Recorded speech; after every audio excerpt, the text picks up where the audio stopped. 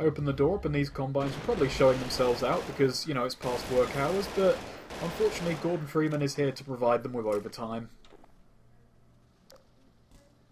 And that combine just seemed to disappear. He was a clever man. He escaped. Now, here's the... At this point in this chapter, you've just got to get used to the fact that all your antlion buddies are going to die. And that was the least obvious cut in existence. Now we have infinite of these, and throwing more of them doesn't make them follow orders any faster. It's just a... well, it's a habit. And that poor fucking bastard crawls out of the hole, gets hit by a gravity gun, and then shot to death. I mean, he wasn't directly trying to serve me, but I owe him more than that. And that means I can't fail now. I owe it to that poor antlion who I basically screwed over. Oh well, let's have a puzzle to get over what we just did. Now, there we are. If this breaks, you can solve it with other props lying around. Now, we've got to get on the other side, and we've got to keep the ventilation going for just a little bit. Don't want to fight when it's too warm, do you? Now, we're going to be getting a new weapon here. Just got to deal with him first. And this weapon's very interesting that we're getting. It's so interesting that I'm talking about it before we even have it. And there's a new enemy too, the Combine Elites. They can take more damage, they're more accurate, they have one eye and no depth perception. Actually, those last two were kind of redundant, but you know. We can open up this. We can open up this here, you know, force field wall. And we should, really. So what's the new weapon we have? Here it is. It's an OICW, or Objective Individual Combat Weapon. You know, the less cumbersome way of saying it. This was originally meant to be the assault rifle of Half-Life 2. It was going to have, you know, it was going to have grenades it could fire. It was going to, you know, it had a scope. So, but essentially, the grenade function moved over to the SMG, and the weapon, either through redundancy or impracticality, it got replaced with the AR-2 as the Combine Assault Rifle. And it's a real-world gun, but, you know, the gun never took off in real life either, because it's... well, it looks hefty as hell, and it cost over 10,000 for one. So, you know, it's a rare gun, and I guess it was just Valve saying, this gun's current, it looks kind of cool and futuristic, let's throw it in, before they went with the Pulse Rifle instead. And it's been re-added in this and other mods such as... what's the is it called Missing Files? The one that adds content back that was taken away from Half-Life 2, like the Borealis chapter and the flare gun. I haven't played that mod, and I really should. But either way, let's talk about this gunfight now. This gunfight is probably the most difficult in the chapter, it's at least the one I had the most trouble with. But if you stick back here and use long-range weapons to, you know, plink away at your enemies, then it definitely gets a lot easier. The biggest problem I had is there's so much dust kicking and, you know, bodies exploding, leaving up big bursts of gore, that one of the biggest problems I had was actually finding enemies through all the shit going on.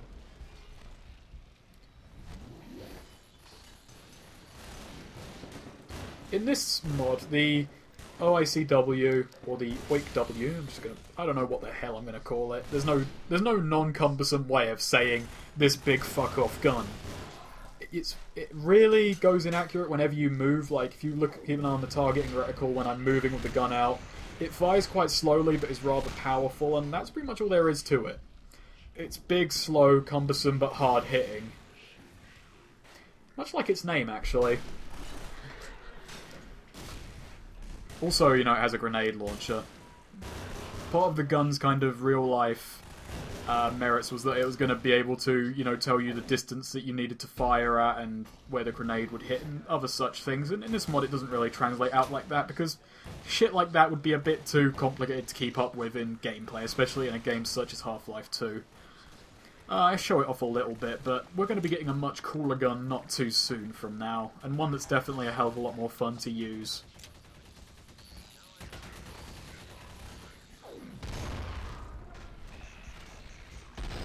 Now, one thing I didn't mention earlier on when I broke out the Desert Eagle, and it's because I haven't actually played Opposing Force, that's the name of it.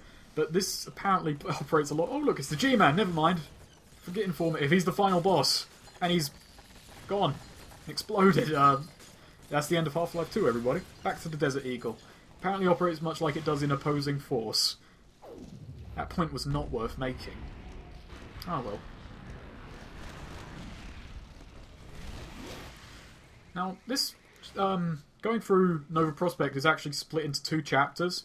First chapter deals with the more human cell blocks the Combine haven't really touched yet, so they're a lot more old and decrepit. If you just look at the textures, it really tells you how poorly maintained this place is. It's like the points I made earlier on that shows the Combine aren't really in complete control.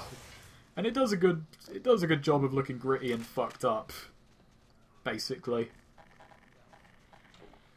Here we have it, the Pancor jackhammer. Only 20 of these bastards were made in the world, and Gordon Freeman has one. This chapter really sells that the Combine just turned up and they fucking loved human weaponry. They're like, damn, they're a small backwater planet, but if they can't make a good gun, why do they cancel all the good ones? It's an incredibly rare gun.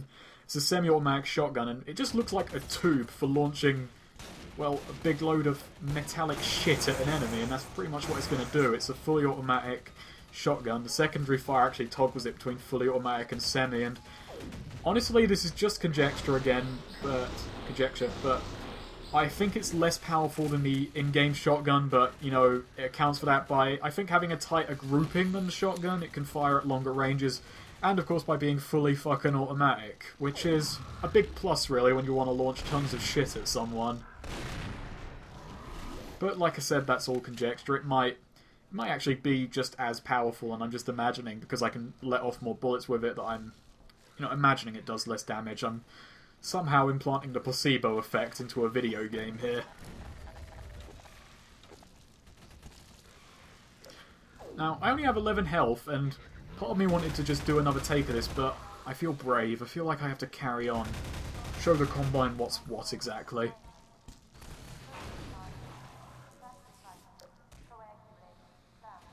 Also in this chapter there are a couple more braincasts playing in the background, but, well, there we are. We're not really getting to hear them too much.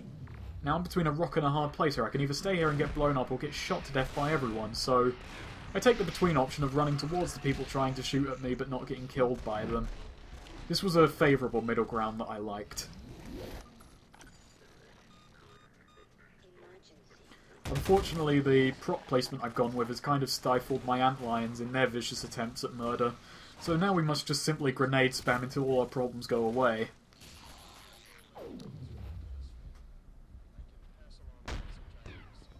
And get prop launched by hitting them awkwardly. It's going to be a major problem, as it has been up to this point and forever will be.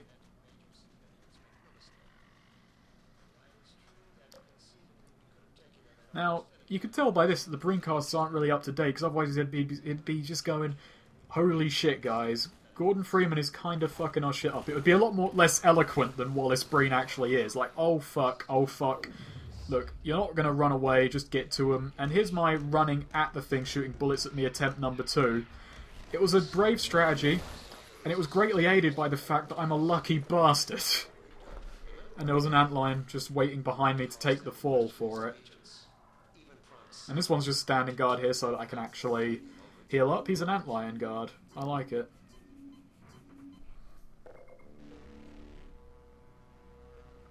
However, we cannot count on such developments. Dr. Freeman's reputation is such that other desperate renegades are likely to grant him a great deal of license. What we're seeing on screen now is a stalker. We've seen them before, but we'll learn more about them later. This brings me one note of disappointment I must echo from our benefactors. Obviously, I am not on the ground to closely command or second-guess the dedicated forces of the Overwatch. But this does not mean I can shirk responsibility for recent lapses and even outright failures. So this teaches us a bit about, the conversion of people to Combine and so on. Now we're not going to see it in action, for a little bit, or even at all. Let's just move on with killing stuff that's not on our side, and keep our mind off the bigger picture for a moment. Now, this turret here is lodged between the loading screen, and it survived the transition. Well, ish. There were a bunch of antlions waiting on the other side to knock it over, in a giant bloody explosion.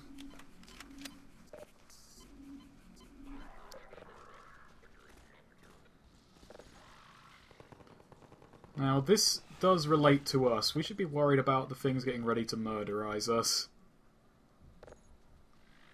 and see the screen somehow screw up the textures. I'm very popular in my circle of antlions. Okay, actually, I take it back. What's coming up now is the hardest gunfight, depending on the way you go about it. Now, first off, we have this hallway of turrets here, so let's just run at them in slow motion, throw a grenade, and then duck out into the next room. All in less than a second. You know, discounting the slow motion, of course. My curiosity makes me want to watch the grenade blow them up, but we're just going to have to take faith that that worked. Now, what's coming up here is a large, wide-open room, so probably the gunfight in this part that has the longest distances. And we have a new enemy in here as well. Might actually be able to see them off to the side in Gordon Freeman's peripheral vision. They also have a new weapon for us. Combine Assassins. Take the Assassins from the first game, but they're slower and more clunky, and I don't think they've been adapted to work in the environments in the game too much. I mean, they can jump around a bit here, but there's so many kind of out-of-the-way corridors in this place that if you just go in there, they become a non-threat because they can't really move around too well in confined spaces.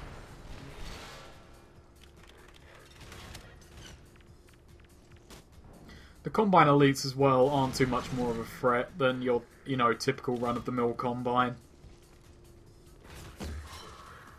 Another great thing about the crossbows you can just see is that they pin shit to shit. I love that in games. Which makes me sound cruel as hell, but it is cool looking. There's no two ways about it. It's just fun to pin shit to shit.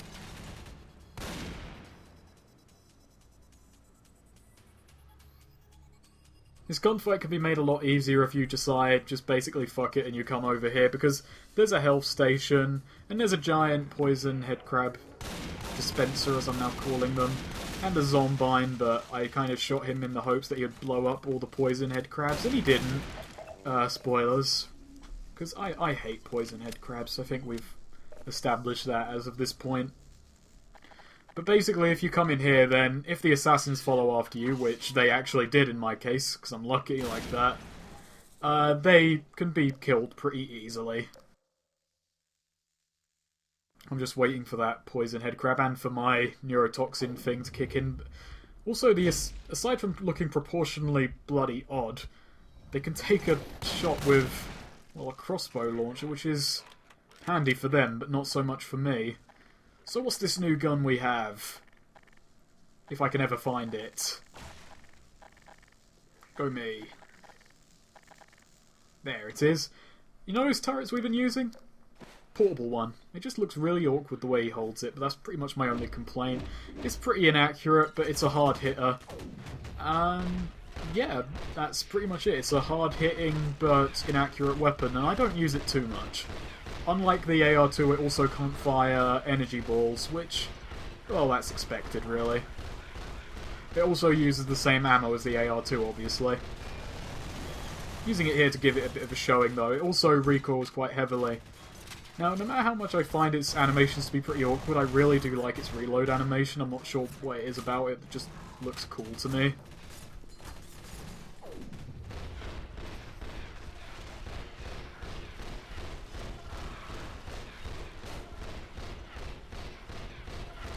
My combat strategy pretty much just does devolve to put enough bullets in the direction of the enemy and they'll probably go away.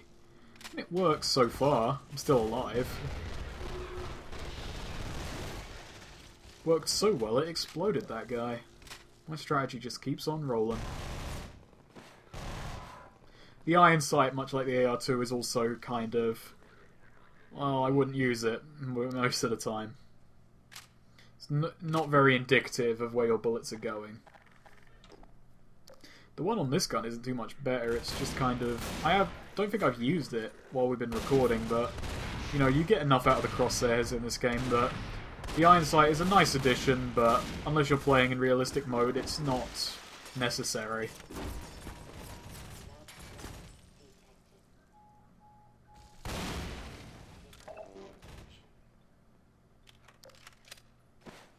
That's the iron sight. I've used it successfully there. It's just, again, it's a bit too non-indicative for my tastes.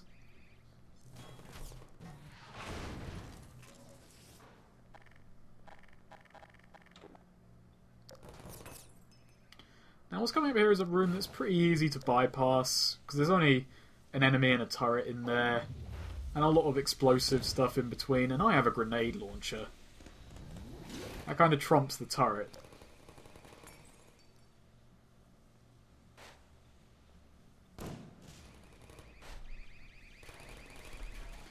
There's also a giant gas spray there, but I mean, I tried to ignite it out of curiosity, but it wasn't necessary for anything, really. Unless there's something I'm forgetting about here.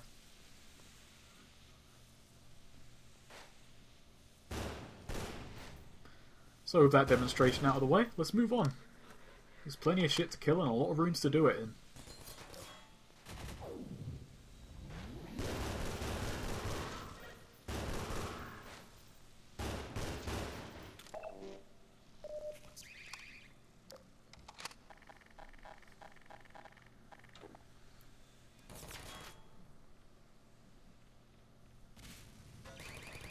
Wondering how much the Combines actually use the gas, the kitchen area, I mean.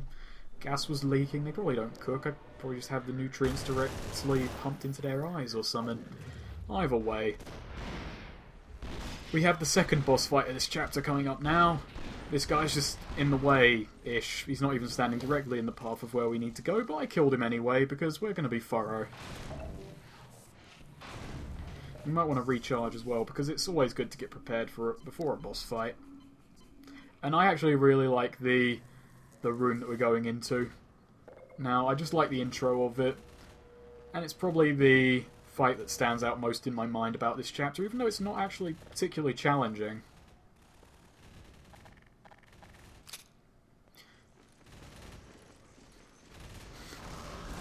Yep, a bunch of Combines and an antlion guard, and I mean, it's pretty bad when I'm siding with the antlion guard. Just to kind of, as a show of power, I consider the normal run-of-the-mill Combines to be a much bigger threat in a wide open room like this. But I guess because I've been just practicing my whole time playing this game, or recording this game rather, that I've just been punching all of them to death, that, you know, now shooting them with a shotgun seems pretty quaint. And now I've got a Pancor Jackhammer, which is just a big fuck-off automatic gun. Either way, we got to, you know, finish it off with a punch for the sake of honour. One thing I haven't mentioned about the fist, or at least I don't believe I have, is when you equip it, you actually run slightly faster. You know, it got it mixed up with a knife or something. Oh well. I'm just scrolling through my weapons here. You need the right, you know, tools for the job to move stuff out of the way. If only I had some kind of gravity manipulation device.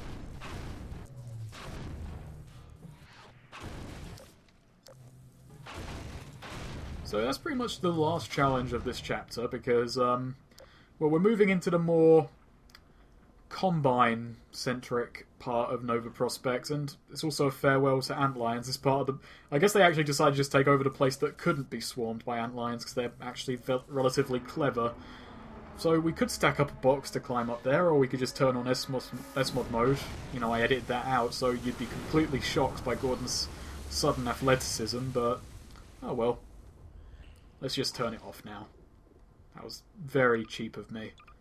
But I couldn't resist, I had to use it. And onwards to entanglement.